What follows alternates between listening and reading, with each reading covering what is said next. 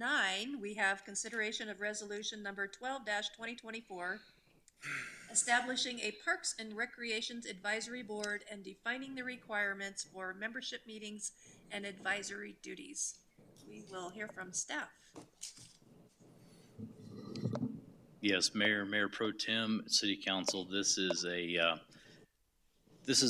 business item that I've been working on here. Ty and I have had a number of conversations. What I'm proposing tonight is the creation of a Parks and Recreation Advisory Board to take a little bit of the work off of your shoulders to get that out to an advisory board so we can start working more strategically at the City Council level as to where do we want to be in 5 years, 10 years, 20 years. Those are some of the things that I'm working towards. And so if you look back at some of the things that we've worked on this year, at the City Council level that could have been considered at the advisory board. We've had the design of Da Vinci Park. We've reviewed design proposals for North Point Park now and Hunters Reserve Park, and then reviewing design options for park signage. In the coming months, Parks and Recreation Department will begin evaluating park rules, something else that could be done by the advisory board.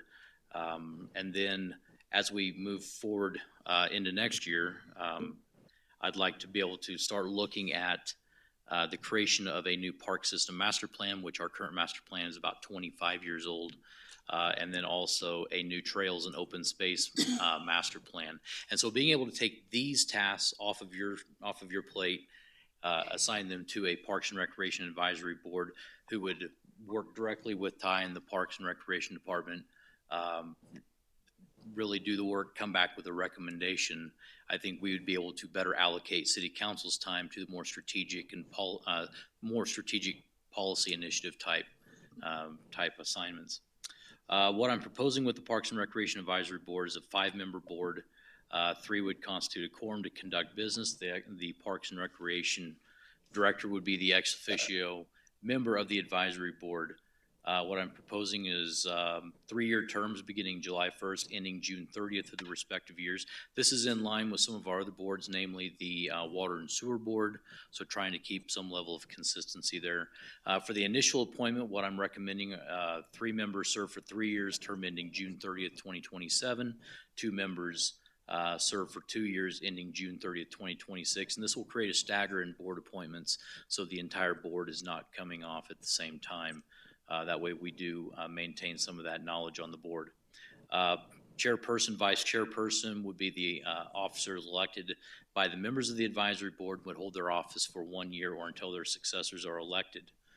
Some of the responsibilities that I've got listed in the resolution, A would be to act in an advisory capacity to the City Council and the Department of Parks and Recreation regarding matters relating to Parks and Recreation, including but not limited to the City of Evans Park System Master Plan, the Trail and Open Space Master Plan, Parks and Recreation Facility Rules, Policies, and Regulations, to formulate advisory recommendations relating to outside activities utilizing city parks and recreational facilities, to advise the City Council and the Department of Parks and Recreation regarding procurement of land and the development plans, both present and future, concerning parks, trails, recreation areas, and recreational or natural open space within the city, to develop and recommend advisory criteria for recreational facilities and programming, to advise and develop and recommend rules and regulations for the Evans Cemetery, and then lastly, the Parks and Recreation Advisory Board shall not have any authority over matters which are within the authority and purposes of the Evans Planning Commission, nor shall the advisory board have the authority to make any binding recommendations. So purely advisory to the City Council. I recommend a application process similar to what we did with the ad hoc committee for RVs to get the process, or to get the board created. Rather than identifying specific review criteria at this point, I think it would be better to wait and see how many applications do we get back, because how we approach 7 applications versus 47 applications may be very different. Staff has prepared an application that includes the applicant's name, address, phone number, email address, and a statement of interest that describes why they're interested in serving on the advisory board. We've also created that in bilingual format to best reach the members of our community. And then lastly, if this is approved, what I would recommend is that we would publish the board application on the city's website and advertise on all of our various social media platforms from Tuesday, August 6th, 2024 through Friday, August 30th, 2024. That'll give me an opportunity to see how many applications we receive, and then I can start putting together a review process to share with the city council at that point. Again, this is advisory board to the city council to help take some of the load off your shoulders, but then also so we can focus city council's attention in more strategic areas of policy making. Mayor Pro Tem, that's all I've got. Be happy to answer any questions. All right. Mr. Mayor, do you have any questions or comments on this subject? Yeah, I just have a couple comments. First of all, I want to say thank you to Cody and staff for helping bring this commission back to fruition. I know we've talked about it over numerous months about reestablishing this. I know we had this in the past and it was dissolved just due to lack of interest, but as Councilmember Johnson pointed out earlier in our discussion, that we do have a young community and they do have recreation needs and they want to be a part of the community. And for establishing this, I believe this gives us an opportunity to hear from our citizens directly what they want to see and have in Evans as, you know, future recreation needs and assessments for the community. So I'm looking forward to this and bringing this back. Thank you. Anybody else have any comments or questions? I'm happy to see that we're gonna try to get people interested in serving on a Parks and Rec board again. Anyone else? I echo what was mentioned. Thank you, Mayor. Yeah, this has been a long time coming. Again, something that I was hoping for a long time ago, maybe suggested it and it kind of went away. But I think that we do have a different community now and different needs. And I am hoping that the citizens step up and sign up and become a part of this. I think it's very essential and it's great to have more citizen involvement and advisory boards for us. So I'm looking forward to having this. Thank you very much for doing this. With that, we'll entertain a motion. I move to approve resolution number 12-2024 to define the membership meetings and advisory duties of a Parks and Recreation Advisory Board for the city of Evans, Colorado. A second. All right, there's been a motion to approve resolution number 12-2024 to define the membership, meetings, and advisory duties of a Parks and Recreation Advisory Board for the city of Evans, Colorado. All those in favor, say aye. Aye. Aye. All those opposed, say aye. Nay? All right, motion passes. Okay, we are on to the reports, and we have our city manager. Yes, Madam Mayor Pro Tem, just a couple things for you tonight. First off, I intended to include this in my remarks during the acquisition of real property, but I do want to thank Brian for his hard work during the negotiation process. He did a fantastic job formulating relationships with the property owner ahead of time and just really being able to connect with them on a personal level. I think Brian did a fantastic job. We worked very closely together through the negotiations and was very responsive to the entire process. So I definitely want to pass my appreciation on to Brian Stone for his hard work during that. But also I want to thank John and Marilyn for their willingness to negotiate with us. I think that this is going to be a great use of the property and a use that will service the city of Evans for a long time to come. And so I just want to extend my appreciation to Brian, but also John and Marilyn. I'm glad to see that we finally made it to this point. It's really exciting.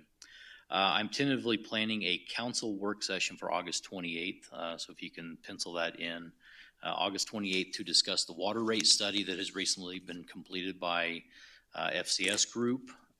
We are working through the Water and Sewer Board right now, but I'd like to have I'm tentatively planning that work session for August 28th because on September 3rd, we will have enterprise fund discussions for the 2025 budget. And so we're working through a few things right now. I'll likely make a more formal request at the next city council meeting to get that scheduled for sure. And then lastly, if there's any interest in attending the waste management facility tour with staff, please send me an email at your earliest convenience, so we can include you on the list. I've heard, Councilman Delaney, you sent me an email the other day indicating your interest in joining us on that tour. So if anybody else in the council is interested, please let me know. Is that And the Denver location? yes, ma'am. So if anybody else is interested, please let me know and we'll get you What's on the the date on list. that again? We don't have a date yet. We're Okay. trying to see what that interest looks like. I'm going to, obviously try to avoid August 28th, but likely at the end of this month. It's a very amazing tour, We went to it. Yes, it is. Yeah, we've gone to it, but not the newbies. eye-opening. Yes. So that is all I have. I'll turn it back over to council. Okay, and just to be clear, the 28th, Wednesday, the 28th. Is not good. No, I just wanted to make sure, Waste management or No. the special meeting? the special meeting. Oh, yes, Wednesday, Sometimes the day, and the date don't match up, so I wanted to make sure that you indeed knew that it was a Wednesday and it was the 28th. Yes, Wednesday, the 28th, is good for the work session, bad for the tour because I have jury duty that day. I will state that the 28th, I'm not going to be here for that, unfortunately, unless you provide the Zoom option.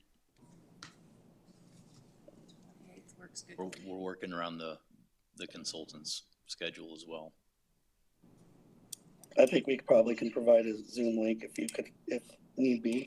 Awesome. Yeah. All right, that's it.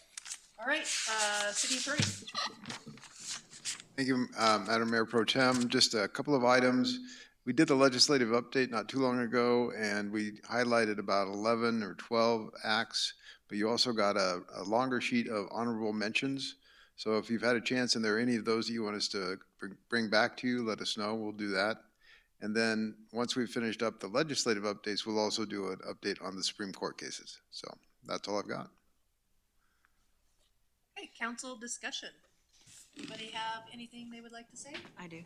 Oh, good. Jen was asking if we had discussed anything about the float for city council for Heritage Day. So we need to be thinking of that and coming up with ideas or whatnot, but I told her I would bring it up tonight, so I'm bringing it up.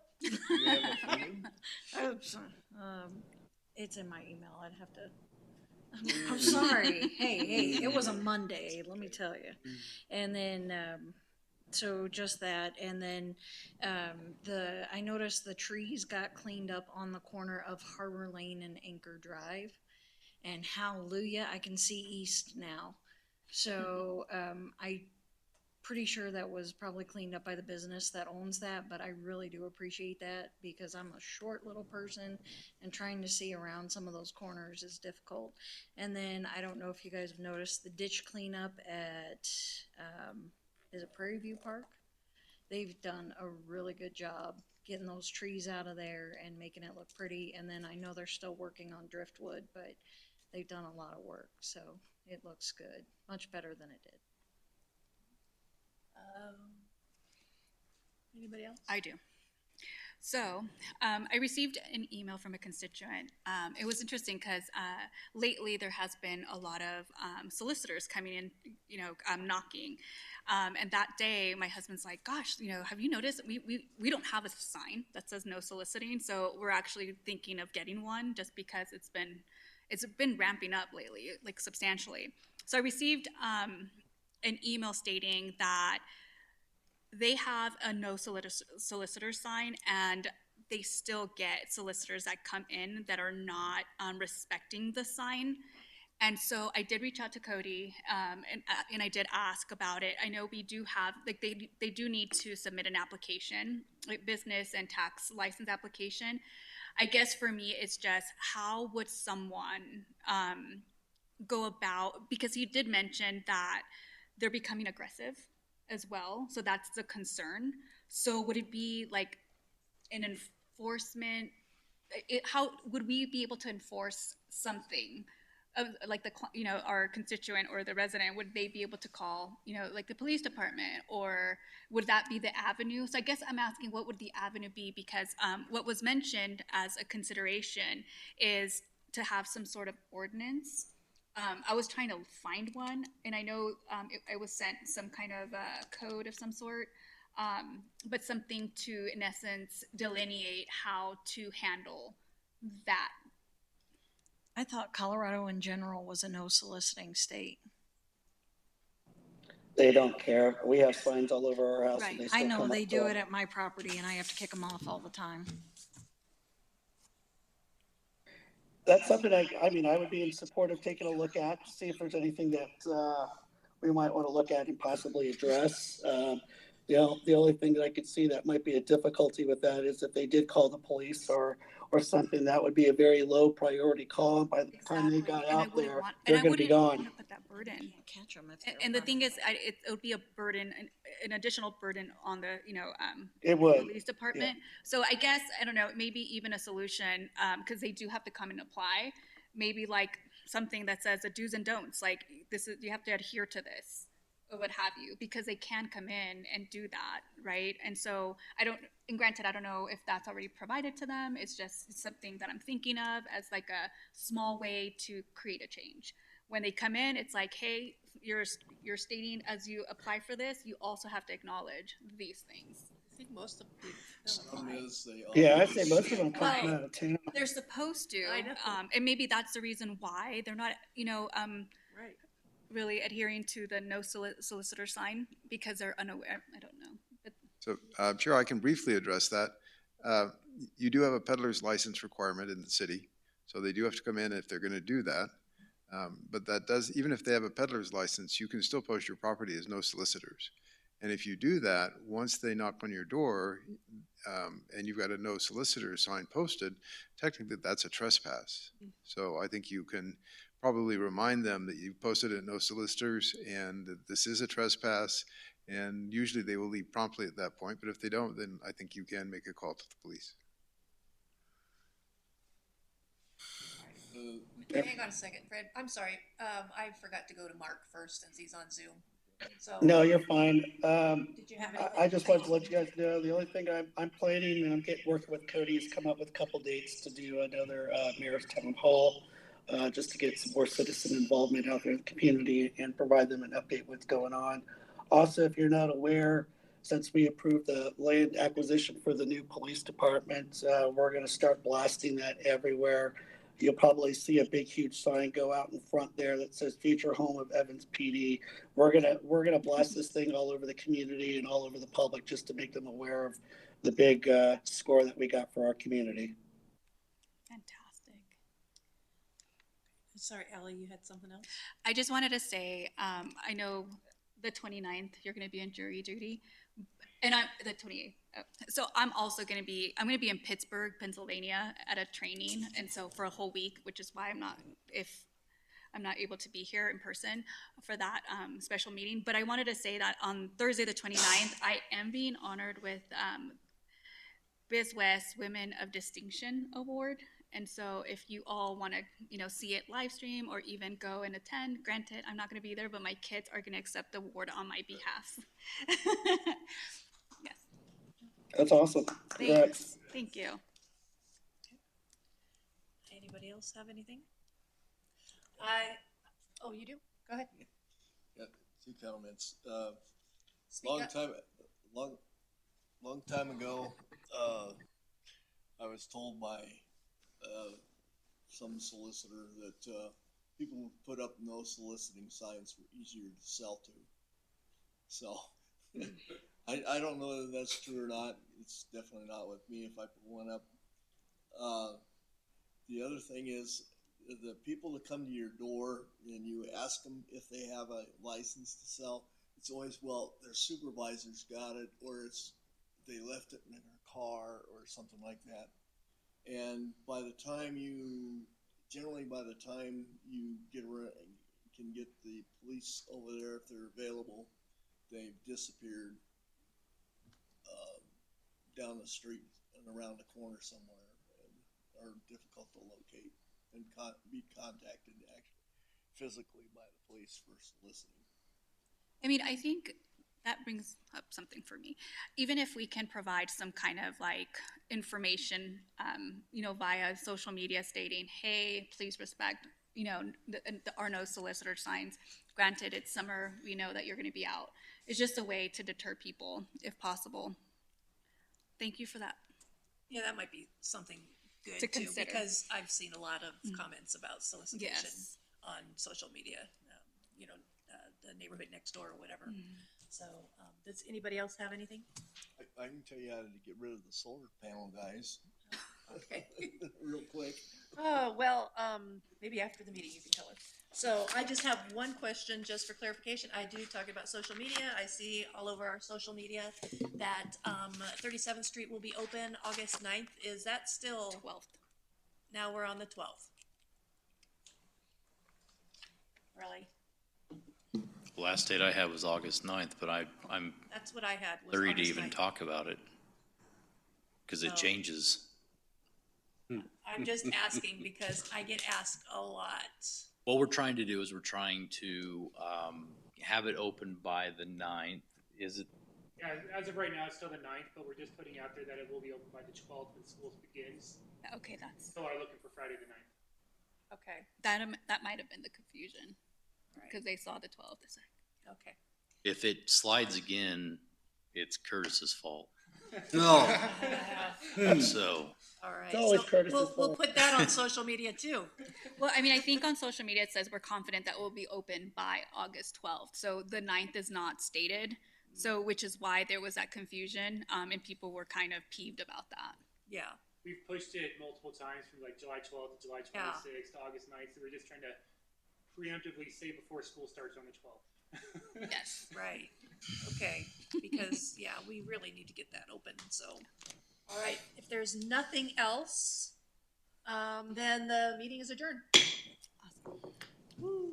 Good night, everybody. Thanks. Great job, Lauren. Thank you. Safe travels.